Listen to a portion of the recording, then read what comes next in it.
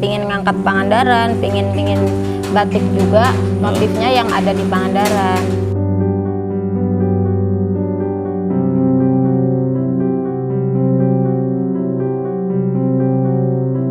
Saya pertama-tama ngebatik itu saya cuma sendiri, terus ditemenin suami, cuma berdua di dapur.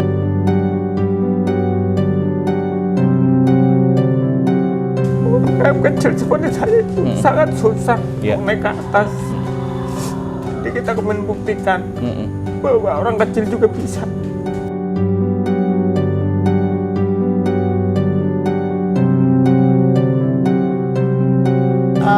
Makanya saya punya cita-cita, punya impian, pingin jadiin kampung batik.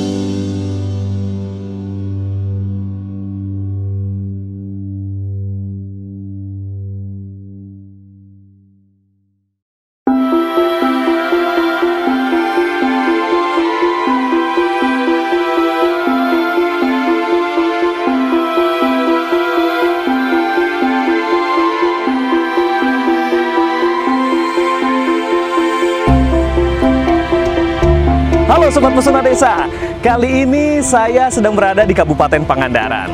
Nah, di belakang saya itu ada patung ikan marlin yang menjadi ciri khas atau ikon Kabupaten Pangandaran. Nah, ngomong-ngomong soal ikan marlin, di Kabupaten Pangandaran ini ada salah seorang pengrajin batik yang menjadikan ikan marlin dan juga biota laut lainnya menjadi motif batik khas Kabupaten Pangandaran. Di Pesona Desa kali ini, kita akan melihat seperti apa keunikan dari batik khas Pangandaran.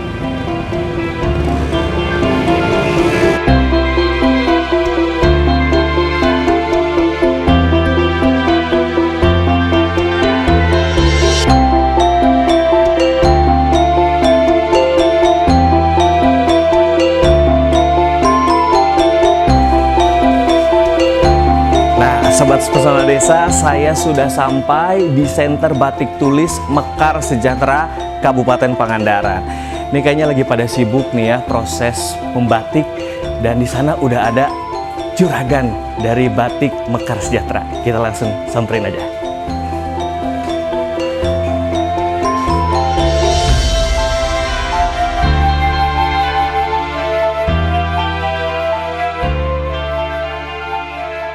Assalamualaikum Teh, halo. Waduh, ini kayaknya lagi sibuk ya. Teh ini juragan Batik Mekar Sejahtera ya?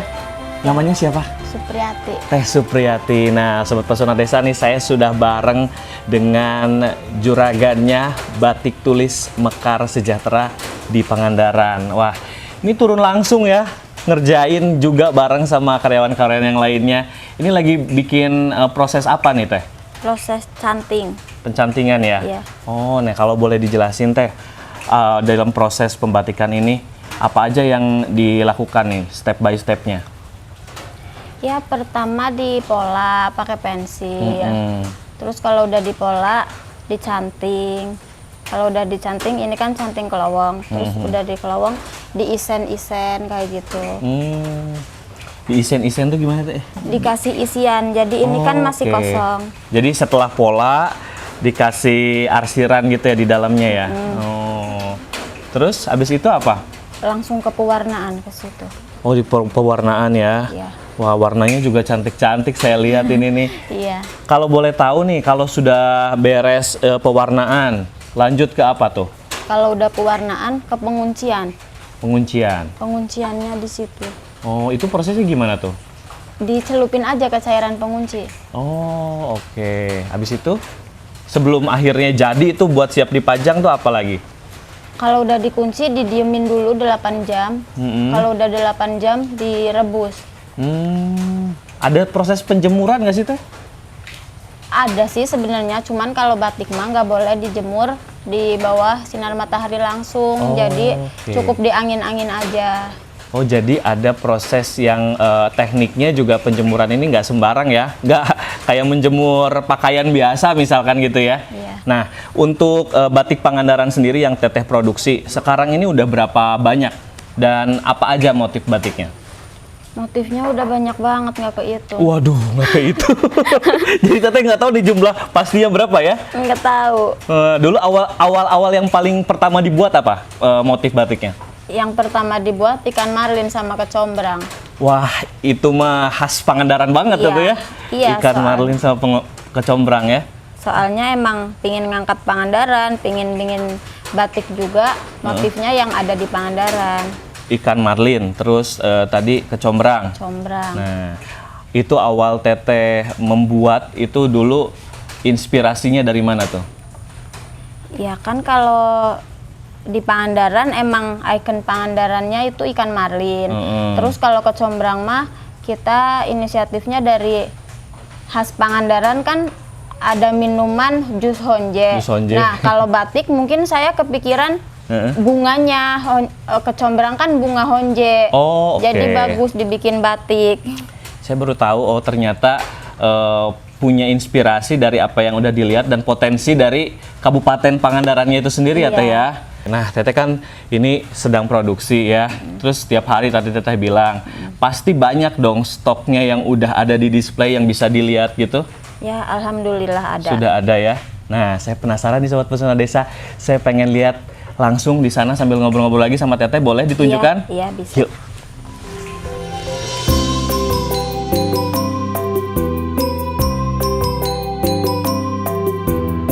Pernah juga sih ada bule Swiss minta Wih, dikirim ke Swiss. oh gitu? Iya, terus pernah ada orang Belanda main ke sini, dia bawa juga batik dari sini. Kurang mengerti lah kalau di online-online, makanya kalau menurut saya lebih enak masarin batik tulis di offline.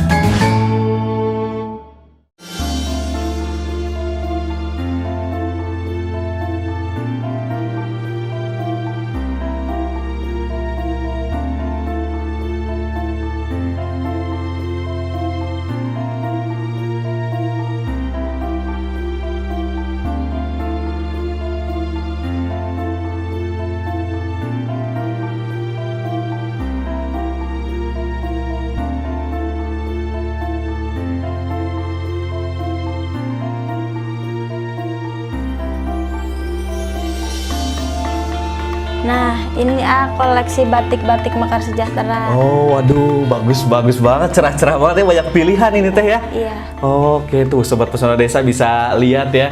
Ternyata proses yang tadi dijelasin sebegitu panjangnya, banyak krunya termasuk Teteh tadi yang bikinnya juga turun langsung. Inilah hasilnya ya, worth it sekali, memanjakan mata. Teh, ini kalau boleh tahu kan tadi Teteh jelasin ada kecombrang, terus ikan marlin. Ini saya lihat ada lagi yang lain-lain ini, biota laut atau apa nih? Iya, biota laut. Kita pakai konsep biota laut juga. Ada ini ya, kalau saya lihat ini apa ya? Kepiting ya? Kepiting, rajungan. Rajungan. Rajungan bakau, ini kan bakau ini. Oh, ada bakau. Waduh, khas-khas banget Iya. Pangandaran ya. Oke, terus juga ini tuh warna-warnanya macam-macam nih Sobat Pesona Desa. Kalau misalkan yang pengen yang gelap-gelap ada, yang cerah-cerah juga ada. Cuman ini saya fokus nih, ini selain daripada batik ada ini juga ekoprint bukan? Ekoprint, iya. Oh, Teteh juga yang produksi atau gimana? Teteh juga yang produksi. Wah, ini dulu awalnya pas batik mulai, ekoprint juga ikut produksi atau gimana? Nyusul. Nyusul. Kenapa nyusul? Ya soalnya kita fokusnya ke batik. Ke batik ya, jadi tetap batik yang diutamakan untuk jadi apa ya, target marketnya ke depan gitu ya Teh. Nah kan Teteh ini banyak pilihan dan bahkan juga ya kalau boleh dibilang mungkin semakin kesini inspirasi Teteh tertuang sampai akhirnya tadi Sobat Pesona Desa kita tanya berapa jumlahnya Teteh nggak tahu karena saking banyaknya ya. Iya. Terus Teteh sejauh ini penjualan udah kemana aja? Kalau penjualan mah masih di sini-sini aja, keluar kota paling ya ke Bandung, Cikarang. Cuman pernah juga sih ada bule Swiss minta dikirim ke Swiss. Oh gitu? Iya, terus pernah ada orang Belanda main ke sini, dia bawa juga batik dari sini. Widih, keren banget sobat-sobat desa. Ini kalau boleh tahu, mereka tuh taunya dari mana sampai akhirnya ke sini? Dari Instagram. Wih, dari Instagram, the power of social media ini ya berarti ya. Dari Instagram terus nanya ke Teteh, suka dengan batik tertentu. Jadi nunjukin dulu atau gimana? Iya, dikirim fotonya. Saya suka kemeja yang ini. Pokoknya ibu harus bikin yang mirip seperti ini gitu. Langsung dipenuhi itu? Iya. Waduh, Swiss, terus apalagi Belanda. Ada lagi yang lain? Kebetulan kemarin pas habis acara Pan Asia, di situ kan ada orang-orang luar negeri banyak. Yang beli ada orang Malaysia, Thailand, ada Hong Kong. Waduh, jadi ini nggak bisa dibilang sepele ternyata ya. Kalau tadi Teteh bilang di sini-sini aja, ternyata kan ketika ada momen besar, event besar, internasional gitu, banyak juga yang meminati ya. Ini nih, harganya kisaran berapa? Harganya kalau batik cap 125 sampai 250. Kalau batik tulis mulai 350 sampai tak terhingga. Wow, tak terhingga mahalnya karena mungkin prosesnya juga nggak main-main sobat pesona desa. Nah biasanya Teteh selain tadi menjual melalui Instagram, ada e-commerce atau online yang lain nggak? Belum. Kenapa belum? Iya soalnya kalau menurut saya pribadi, saya kan nggak bisa di online, jadi kurang mengerti lah kalau di online. Makanya kalau menurut saya lebih enak masarin batik tulis di offline, soalnya bisa ngejelasin ke orangnya itu ini loh bedanya ini. Nah kalau kita di sosial media itu aku bingung ngejelasinnya gimana. Oh jadi, oke, aku bisa kasih kesimpulan sobat pesona desa. Teteh ini selain menjual, ada edukasi juga yang diberikan ya, ngasih informasi gitu ya, bahwa ya kita nggak cuma menjual, jadi orang yang belinya pun konsumennya ngerti ini khas Pangandaran gitu ya, dan apa aja motif-motifnya tuh ada maknanya misalkan gitu. Nah habis ini aku mau ngobrol-ngobrol lagi atau Teh di tempat yang lain mungkin sambil kita santai, karena saya pengen tahu juga awalnya Teteh berkiprah atau memilih menjadi seorang pengrajin dan pengusaha dari batik tulis ya. Oke, yuk.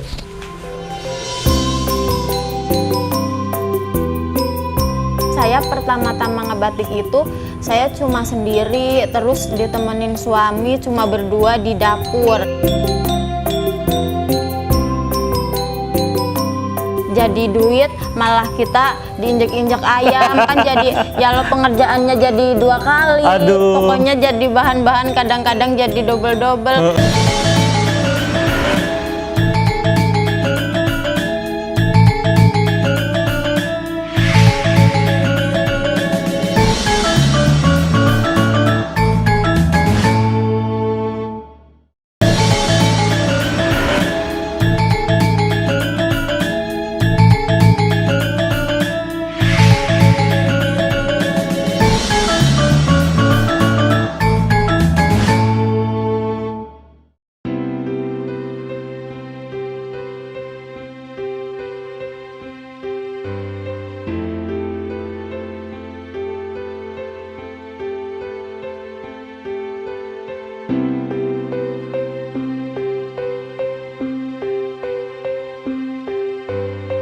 Nah, sobat pesona desa, tadi saya udah lihat produk-produknya di display di galerinya yang sangat variatif ini ya.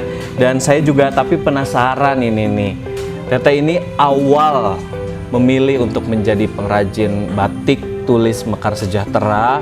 Ini dulu dari mana ilmunya dan sejak kapan bisanya gitu membuat batik?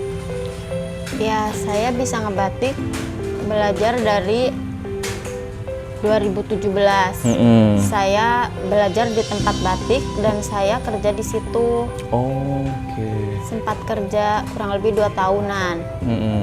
Nah pas sudah 2 tahunan, kebetulan yang punyanya berhenti. Terus aku pikir-pikir sayang kalau nggak diterusin, kalau nggak digunain, udah punya kebiasaan. Terus aku punya inisiatif buat berdiri sendiri. Iya, dan alhamdulillah suami ngedukung. Dari situ saya ajarin suami, saya ajarin tetangga, sampai tetangga juga diajarinnya gimana ya. Kadang-kadang lagi diajarin, dia pulang. Udah aku nggak bisa. Terus aku itu lagi kesana lagi, ayo pokoknya bisa, ibu bisa. Sama aku disemangatin terus ya, akhirnya berhasil. Alhamdulillah. Nah terus kalau untuk Center Batik Tulis Mekar Sejahtera ini sendiri, berarti mulainya itu dari tahun berapa Teh? Dari Agustus 2019. Udah 3 tahunan berarti ya, sampai saat ini ya. Wah, dan terus pasti Teteh punya cerita tersendiri dong, suka dukanya gimana? Ya, saya mensyukuri banget, soalnya saya pertama-tama ngebatik itu saya cuma sendiri, terus ditemenin suami, cuma berdua di dapur. Saya ngajarin tetangga juga di dapur, sampai-sampai Ibu Bupati mau nengok batik Pangandaran itu, saya ngebatiknya di dapur sama Ibu Bupati. Waduh, luar biasa. Berarti Ibu Bupati Pangandaran pernah ke sini? Iya. Oh, tapi dulu masih di dapur. Iya. Sekarang udah punya tempat yang lebih luas ya, lebih enak ya kalau misalnya mau praktek dan juga mau ada sharing ilmu ke yang lain yang mau belajar juga bisa di sini ya Teh ya.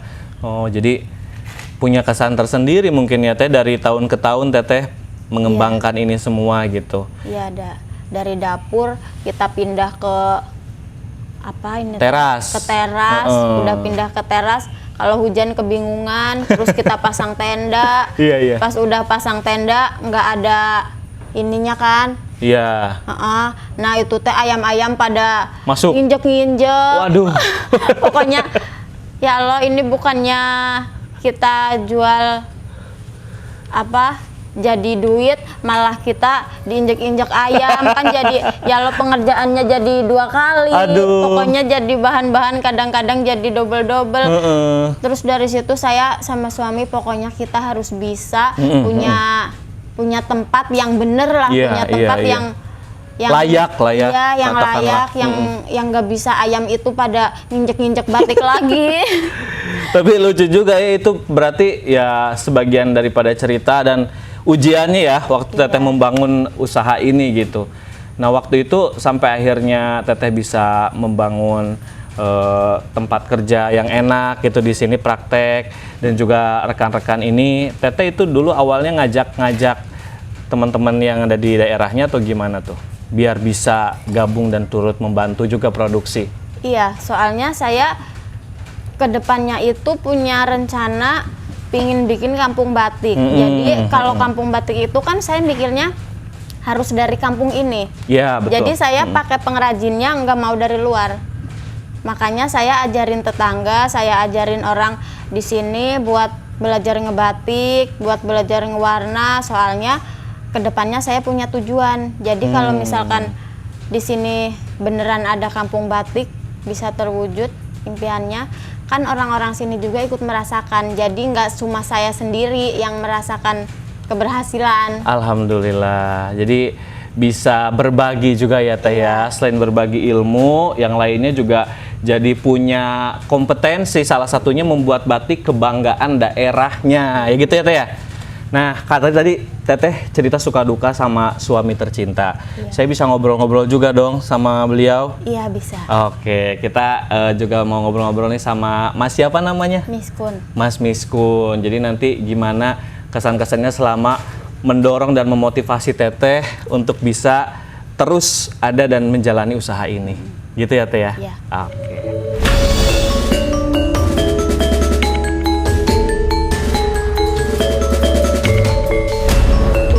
Kecil seperti saya itu sangat susah naik ke atas. Jadi kita membuktikan bahwa orang kecil juga bisa.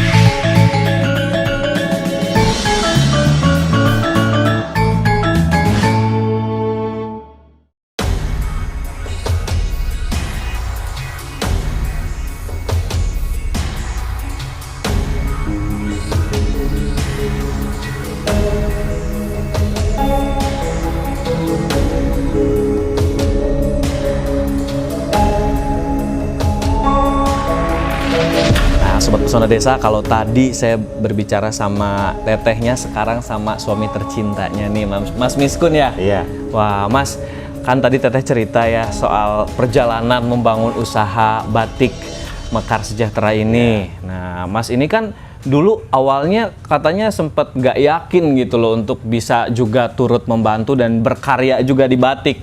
Itu kalau boleh tahu dulu awalnya Mas itu profesinya apa? Dulu awalnya saya semenjak nikah sama istri sampai 2020 itu petani gula merah. Oh. Nyadap kelapa. Jadi sampai 2020 tuh. Iya. Tapi kan istri udah mulai membatik dan kerja di tempat yang produksi batik 2017 ya? Iya. Cuman kan di situ dia itu kalau orang bilang itu sekedar hanya ingin tahu tentang batik, jadi umpamanya upahnya juga ala kadarnya, enggak umpamanya sebulan berapa enggak. Nah awalnya dulu Mas kenapa sempat tidak yakin bahwa batik ini juga bisa akhirnya menghidupi keluarga, terus juga terus berkembang sampai sekarang tahun 2022? Awal-awalnya sih saya nggak yakinnya. Pertama istri punya cita-cita, saya support waktu itu mau buka batik ya. Istri cuma waktu itu ahli dalam bidang pencantingan. Dia nggak bisa di pewarnaan, dia tidak bisa. Terus saya sama istri cari lah, explore ke Jogja, ke Tasik buat belajar warna. Udah bisa mulai jadi umpamanya punya kain batik itu kendalanya di pemasaran.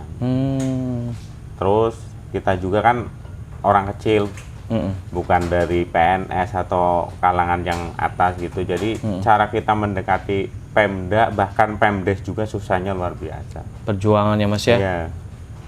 Terus akhirnya sehingga sekarang mungkin bisa kerjasama sama pihak pemerintahan yang bisa membantu tuh gimana Mas? Awal-awalnya sih kita sebenarnya secara kebetulan aja.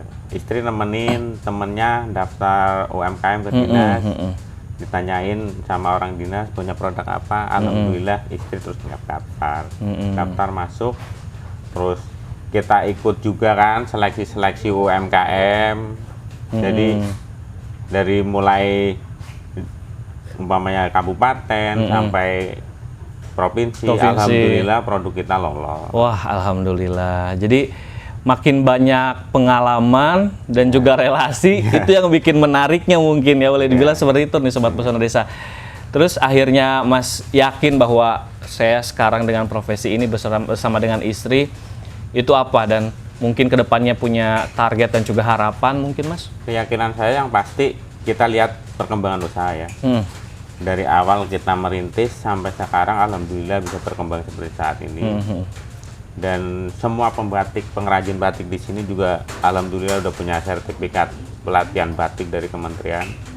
Jadi andai kata kita diragukan, pengrajin-pengrajin kita itu bisa membuktikan bahwa dia punya sertifikat pelatihan untuk batik tulis. Oh, jadi sudah tersertifikasi, artinya kita juga nggak asal-asalan ya Mas ya.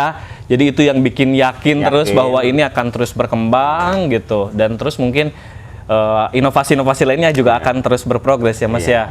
Harapan yang paling diinginkan dalam waktu dekat mungkin di usaha batik Mekar Sejahtera ini apa Mas? Buat sama istri juga. Harapan saya sama istri, satu mendirikan kampung batik di Pangandaran, yang kedua produk kita itu bisa ekspor. Kita doakan ya Mas ya, mudah-mudahan ya Mas ya. Kayaknya ini juga harapan yang paling dalam ya Mas. Mas terharu juga nih. Kenapa sampai mungkin ingin banget tuh produk ini bisa ekspor, batik Mekar Sejahtera ini? Karena yang saya rasa itu UMKM kecil seperti saya itu sangat susah untuk naik ke atas. Jadi kita membuktikan bahwa orang kecil juga bisa. Iya Mas. Nggak cuma dari kalangan pegawai atau PNS yang menjadi UMKM terus diangkat. Jadi masyarakat kecil juga perlu diangkat. Jadi perjuangan ya Mas ya. Jadi bukan artinya yang mungkin sudah ada relasi gitu Sobat Pesona Desa, tapi dari kalangan apapun bisa bermodal, kemudian punya tekad yang kuat, itu yang paling penting ya Mas ya. Konsistensi dan juga keyakinan yang kuat. Insya Allah bisa ada jalannya ya Mas ya. Mungkin dulu sebelumnya sempat nggak kepikiran sampai akhirnya bisa berkembang seperti tahun ini mungkin ya Mas ya? Kepikiran karena ya disitulah umpamanya kita orang kecil untuk mendekati pegawai-pegawai aja itu susahnya luar biasa. Iya. Tapi alhamdulillah mungkin udah ada jalan jadi alhamdulillah. Ya semoga apa yang Mas harapkan ya, batik khas Pangandaran yang diproduksi sama Batik Tulis Mekar Sejahtera ini bisa terwujud ya Mas ya. Amin. Ekspor terus menjadikan batik ini bisa terus berkembang. Ya. Salah satunya mendirikan kampung batik di desa ini sendiri ya Mas ya. Semangat terus Mas. Semangat. Bisa optimis ya Mas ya. Optimis selalu. Oke, terima kasih sekali lagi udah terima saya dan juga Sobat Pesona Desa, istri tercinta juga terima kasih. Semoga usaha Mas makin berkembang, Amin, amin. makin banyak lagi target-target yang tercapai ya. Amin, amin. Ini cukup sangat menginspirasi kita semua.